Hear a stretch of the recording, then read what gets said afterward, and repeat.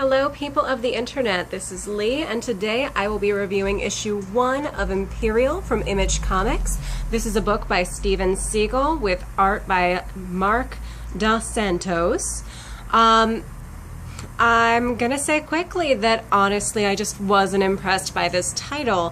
From the cover art, I expected this to be something that took place in a more historic setting. When I opened it up, it ended up being a contemporary work, which ultimately wouldn't have wrecked the book for me. It just confused me from the start. Our protagonist is an everyman who's written to the point of being a bumbling idiot. His name is Mark McDonnell. He speaks in a way that is supposed to be representative of just a regular person's vocabulary, ta instead of to, coulda. And, you know, it didn't work for me when Mark Twain did it. It's certainly not going to work for me when a comic writer is doing it. But yeah, ultimately he's bumbling, he's chubby, he loves Doritos, he collects comics, but doesn't call them comics. He'll correct you if you say that. It's graphic novels. And as a fan, as a retailer, this is a comic book.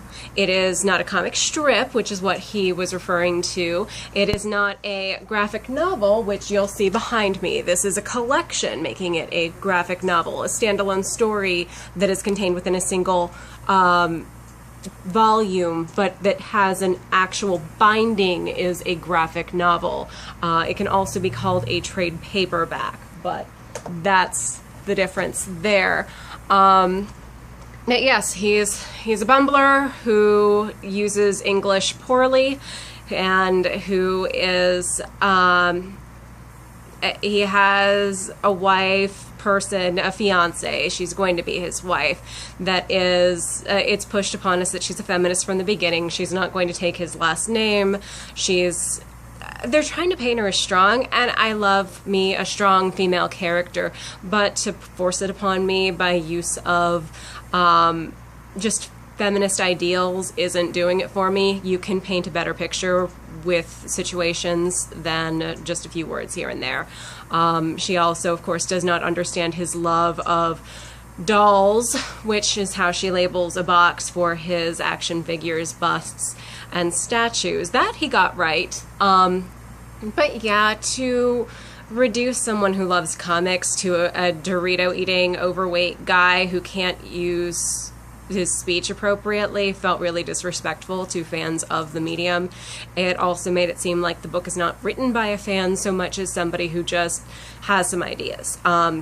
This was also driven home with, there's a page within the book where it's shown Imperial, who appears to our main character Mark in the beginning while he is getting rid of his father's ashes, is not just, he's a comic hero in comic books and also in real life. This isn't actually explained to us. We just know he shows up in real life, and that our hero, our protagonist, I really hesitate to call him a hero since he's a fairly useless human being, idolizes him from comics that he collected through his life.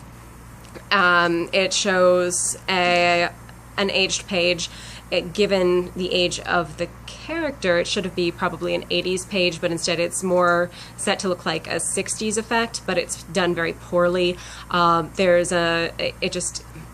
colors are lurid in the appropriate way, but it looks like faux zipatone that wasn't used well. I mean, it's something that could easily have been Googled by the writer, easily have been Googled by the artist. There's a whole internet out there for you to find source material if you need it and you don't have any of your own. So it didn't feel true. It didn't feel like they care very much about the content they're providing us with, so I don't feel any desire to care about the characters myself. It was, yeah, just overall a very disappointing book, but since Image comes out with so many issue 1s each month, it's not that big of a deal. I will just move on to the next thing. I don't believe that I will be picking up this issue next month. The art wasn't terrible, so if you can gloss over all of the flaws I found within it, or you just really want to hear the story of a man whose hero comes out of comic books and starts turning him into his successor, then I guess give it a shot. But